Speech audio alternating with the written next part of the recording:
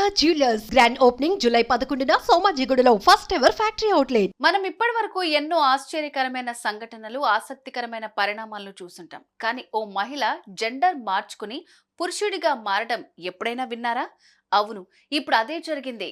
IRS officer గా విధులు నిర్వహిస్తున్న అనసూయ అనే ఓ మహిళ పురుషుడిగా మారి పేరు కూడా మార్చుకున్నారు. మీరు విన్నది నిజమే. ఇందుకు సంబంధించి కేంద్ర ఆర్థిక మంత్రిత్వ శాఖ సైతం ఆమోదం కూడా తెలిపింది. ఇంతకు ఎవరి అనసూయ? పేరుతో పాటు జెండర్ మారడం ఏంటనే పూర్తి వివరాలు ఇప్పుడు తెలుసుకుందాం.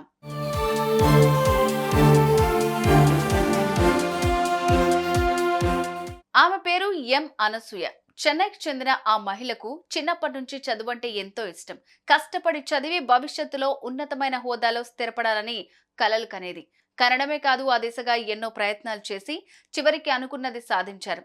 చెన్నైలోని Madras institute of technology communication లో బ్యాచిలర్ డిగ్రీ చదివిన అనసూయ 2023లో భోపాల్లోని నేషనల్ లా ఇన్స్టిట్యూట్ లో యూనివర్సిటీలో సైబర్ లా, సైబర్ ఫోరెన్సిక్ లో పీజీ డిప్లొమా పూర్తి చేశారు.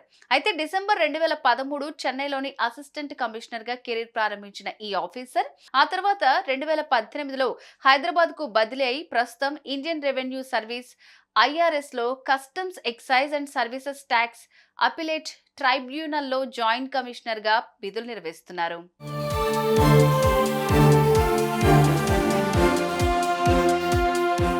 ఇకపోతే ఈ మహిళా అధికారి పేరుతో పాటు జెండర్ మార్చుకోవాలని భావించారు. ఇందులో భాగంగానే తన పేరుతో పాటు జెండర్ కూడా మార్చాలంటూ కేంద్ర ప్రభుత్వానికి అప్పీల్ చేసుకున్నారు. ఇక క్షుణ్ణంగా పరిశీలించిన అనంతరం కేంద్ర ఆర్థిక మంత్రిత్వ శాఖ ఈ అధికారి పేరుతో పాటు జెండర్ కూడా మారుస్తూ ఆమోదం తెలిపింది. ఇలా జరగడం భారతదేశ చరిత్రలోనే కాకుండా ఇండియన్ సివిల్ సర్వీసెస్ లో ఇదే మొదటిసారి. దీంతో ఈ 35 ఏళ్ల ఎం అనసూయ ఇప్పుడు ఎం అనుకతీర్ సూర్యగా మారటం విశేషం. ఈ ఆసక్తికర పరిణామంతో ఈ అధికారి ఇప్పుడు వార్తల్లో నిలిచారు.